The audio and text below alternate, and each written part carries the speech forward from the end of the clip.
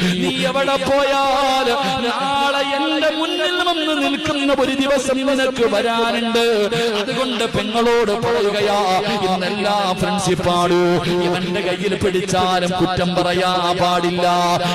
കൂട്ടുകാരാണ് പെങ്ങളെ വ്യഭിചാരമെന്ന് പറഞ്ഞാൽ ആണും പെണ്ണും കിടപ്പറയിൽ കിടന്ന് ശാരീരികമായി ബന്ധപ്പെടുന്നതിന് മാത്രമല്ല വ്യഭിചാരമെന്ന് പറഞ്ഞത്. അല്ല വ്യഭിചരിക്കരുതെന്നല്ല പറഞ്ഞത്.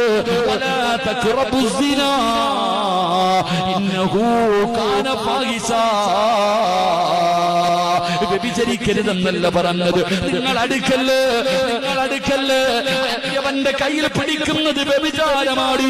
അവനെ കാണുന്നത് വ്യഭിചാരമാണ്. അവനോട് സംസാരിക്കുന്നത് വ്യഭിചാരമാണ്. അവൻ പറയുന്നത് കേൾക്കുന്നത് വ്യഭിചാരമാണ്. അവനെ കുറിച്ച് ചിന്തിക്കുന്നത് വ്യഭിചാരമാണ്. വ്യഭിചാരമാണ്.